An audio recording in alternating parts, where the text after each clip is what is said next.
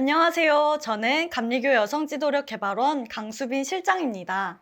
이번 시간은 성폭력 사건이 발생했을 때 피해자의 조력자가 되기 위해 어떤 것들을 할 수 있는지 배워보는 시간입니다. 교회 성폭력 피해자를 지원하는 단체인 기독교 반성폭력센터 활동가 박신원 목사님을 소개합니다. 목사님 안녕하세요. 안녕하세요. 기독교반 성폭력센터 박신원 목사입니다. 강의를 시작하기 전에 수빈 실장님, 혹시 모든 성폭력은 해롭다라는 말에 동의하시나요? 네, 그럼요. 아마 이 문장을 동의하지 않으신 분은 없겠죠. 우리가 이 문장을 마음에 새기고 피해자들을 어떻게 도울 것인가, 또 교회 공동체가 무엇을 할 수 있을까 함께 고민해보는 시간 되었으면 좋겠습니다. 만약 수빈 실장님이 속한 교회에서 성폭력 사건이 발생한다면 실장님은 어떻게 하시겠어요?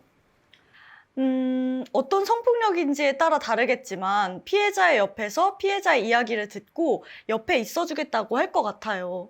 신고도 할 수 있고 도움을 요청할 수 있는 곳을 고민해서 알려줄 수 있을 것 같습니다. 이 영상을 보고 계신 여러분의 교회에서 성폭력 사건이 발생했다면 어떻게 하시겠습니까? 만약 교회 청년이, 교회 전도사님이 성폭력 피해를 입게 되었다면 교회 성폭력은 교회 내 모든 관계에서 일어날 수 있습니다. 성도와 성도 간에도 일어날 수 있고 목회자와 성도 간에도 일어날 수 있습니다. 어떤 관계든 한 교회 공동체에서 성폭력이 일어났을 때는 가해자와 피해자 모두 나와 가까운 사람이어서 난감한 상황에 부딪히게 됩니다. 미리 준비하고 배우지 않으면 올바로 대응하기가 쉽지 않습니다.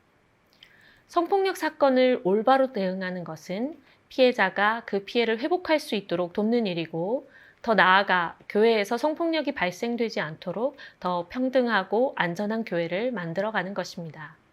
그런데 막상 생각해보면 어떤 일을 할 수 있을지 구체적으로 잘 떠오르지 않는데요. 네, 성폭력 피해자의 조력자가 되려면 이 그림을 기억하시면 됩니다. 하나씩 살펴보겠습니다. 첫 번째 그림인 피해자의 입장에서 듣기는 무엇인가요? 피해자 입장에서 듣기는 피해자 옆에서 이야기를 듣는 것인데요. 이것은 가장 어렵지만 가장 중요합니다. 많은 경우 성폭력 피해자들은 자신이 당한 일을 다른 사람이 믿어주지 않을 수 있다는 두려움에 오래도록 사건을 드러내지 못합니다. 그런 상황에서 피해가 드러나고 주위 사람들에게 지지적인 반응을 얻지 못하면 심각한 심리적 후유증을 겪게 되기도 합니다. 그건 반대로 주변 사람들의 지지적 반응이 피해자의 회복에도 도움이 된다는 뜻이기도 하죠. 내 스스로가 성폭력에 대한 통념이 있는지 평소 잘 살펴서 통념이나 가치관을 내려놓고 사건 자체보다 그 일이 일어난 상황과 맥락을 고려하며 듣는 것이 중요합니다. 피해자가 자신의 언어로 이야기를 하는 것은 대단히 용기가 필요한 일입니다. 듣다 보니 공감과 지지가 요청되는 일이라는 생각이 드는데요. 특히 교회 성폭력의 경우에는 피해자가 겪는 어려움들이 있을 것 같아요. 성폭력 피해를 경험한 경우 다양한 심리적 고통을 호소하는데요. 교회 성폭력, 그중에서도 목회자에 의해 피해를 당한 피해자는 신앙적 위기에 빠지게 됩니다. 주의 종, 영적 아버지라고 믿었던 목회자에 대한 배신감과 분노를 느끼면서도 목회자를 신고하는 것에 대한 부담과 두려움을 갖습니다. 저도 가해자를 옹호하는 사람들로 인해 교회가 분열되는 사건들을 뉴스를 통해 많이 봤습니다. 결국 피해자가 교회를 떠나게 되는 상황이 많이 벌어집니다. 공동체 안에서 피해자가 원치 않는 방식으로 사건이 유출되지 않도록 비밀을 유지하는 것, 그리고 제일 중요한 것은 피해자의 잘못이 아님을 분명히 말해주는 것입니다. 정리하자면 피해자의 이야기를 공감과 지지의 태도로 경청하기, 비밀 유지하기, 피해자의 잘못이 아님을 분명히 말해주기이군요. 피해자 입장에서 듣는 것은 교회 구성원 모두에게 필요한 자세입니다. 여기서 조금 더 나아가서 피해자를 돕는 조력자로서 결단한 분들은 지금부터가 중요합니다. 원하는 바가 명확한 피해자가 있는가 하면 심리적으로 혼란을 겪으면서 스스로 무엇을 원하는지 표현하지 못하는 피해자도 있습니다. 이때는 인내하며 기다려주고 피해자가 결정하는 데 필요한 정보를 함께 찾아볼 수도 있습니다. 피해자의 취약점과 강점을 파악하여 가능하면 피해자가 주체적으로 이를 해결할 수 있도록 돕습니다.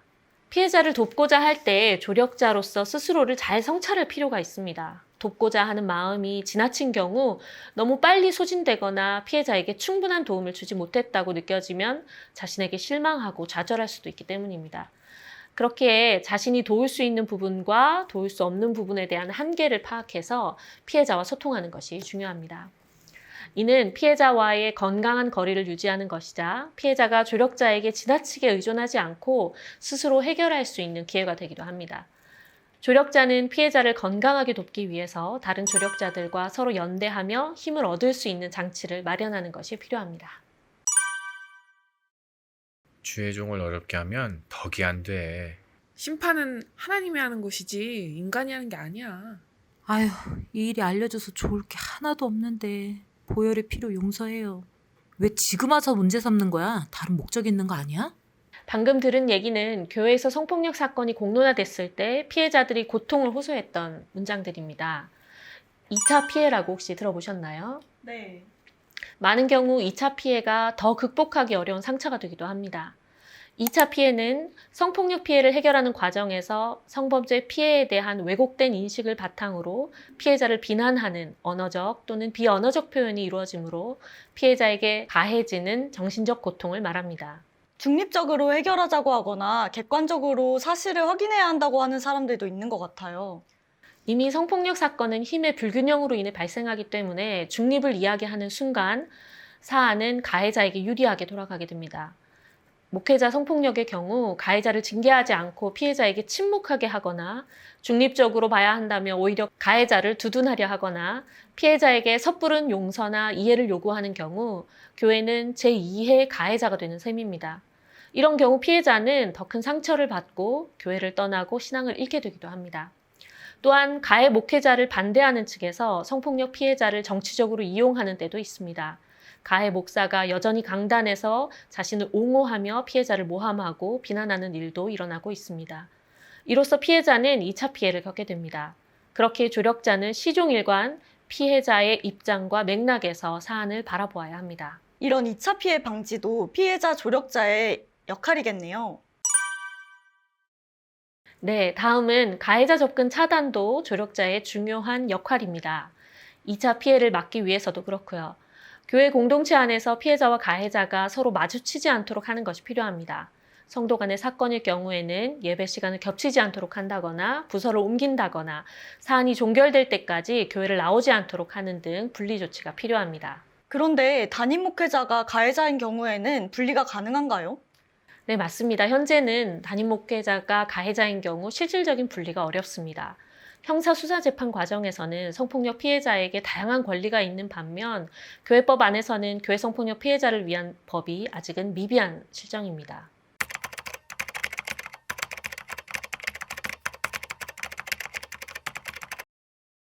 안녕하세요. 김승혜 변호사입니다. 형사 수사 과정과 재판 과정에서는 성폭력 피해자의 권리를 보장하는 제도가 있습니다. 가장 먼저 성폭력 피해자는 피해자 국선 변호사를 선임할 수 있는데요. 국선 변호사의 조력을 통해서 피해자는 피해 사실을 입증할 수 있고 보호받을 사항들을 보호받고 방어할 사항을 방어하는 법률상 조력을 받을 수 있습니다. 피해자 변호사를 선임하기 어려운 경우에는 국선 피해자 변호사의 조력을 받을 수 있습니다. 또 성폭력 피해자는 형사 절차에서도 진술을 할 때 신뢰관계인 동석 제도를 통해 보호를 받을 수 있습니다. 신뢰관계인 동석 제도란 피해자가 조사 과정에서 심리적인 안정을 보장받기 위해서 가족이나 변호사, 상담원 등 피해자가 신뢰관계를 가지고 있는 사람의 참여를 요청할 수 있는 제도입니다. 여기서 더 나아가서 피해자가 13세 미만의 아동이거나 장애인인 경우에는 신뢰관계인 동석뿐만 아니라 진술 자체를 조력받을 수 있는 진술조력인의 참여를 요청할 수도 있습니다. 그리고 피해자는 신변 보호를 요청할 수 있습니다.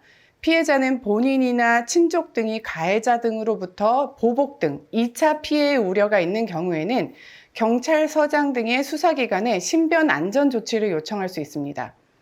또한 피해자는 형사 절차에서 신분, 사생활이 노출되지 않도록 비밀 보장의 요청을 할 수 있습니다. 피해자는 수사 절차에서 피해 사실을 진술하게 되는데요. 진술조서에 피해자의 이름, 연령 등 인적사항의 기재를 생략할 수 있고 신분과 사생활이 노출되지 않도록 비밀보호 요청을 할 수 있습니다. 그리고 피해자는 형사 재판 과정 역시 신분이나 사생활이 노출되지 않도록 비밀 보장을 요청할 수 있는데요. 원래 원칙상 모든 재판은 공개가 원칙입니다. 하지만 피해자는 재판부에 본인이 피해자인 형사 재판을 비공개 재판으로 진행할 것을 신청할 수 있고요. 피고인이 볼 수 없는 상태에서 피해자가 증언할 수 있도록도 요청할 수 있습니다.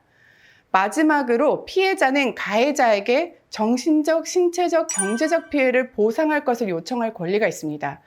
가해자가 형사처벌을 받는다 하더라도 이와 별개로 가해자에게 민사상 손해배상을 청구하여 금원을 청구받을 수 있는 것입니다. 피해자에게 이러한 권리들을 알려주어야겠습니다. 교회법 안에서도 피해자의 권리를 보장받을 수 있도록 법을 제정해야겠고요. 다음은 전문기관의 도움 연계입니다. 어떤 전문기관들이 있을까요? 교회에서 성폭력 사건이 발생하면 먼저 전문기관의 도움을 청하는 것이 가장 효율적인 방법입니다. 여성 긴급전화 1366에 전화를 거시면 365일 24시간 체계적인 지원을 받을 수 있습니다. 목회자 성폭력의 경우 교단 내 성폭력 상담센터 등 처리기구가 있는지 확인하고 신고하는 것도 필요합니다. 기독교 반성폭력센터 등을 통해서도 도움받으실 수 있습니다. 신체적 성폭력인 경우 발생한 지 72시간이 지나지 않았다면 해바라기 센터에서 도움을 받을 수 있습니다. 해바라기 센터는 피해자가 위기 상황에 대처할 수 있도록 지원하고 있으며 여성가족부와 지방자치단체, 경찰청이 협업해서 운영하기 때문에 보다 더 체계적이고 안전합니다.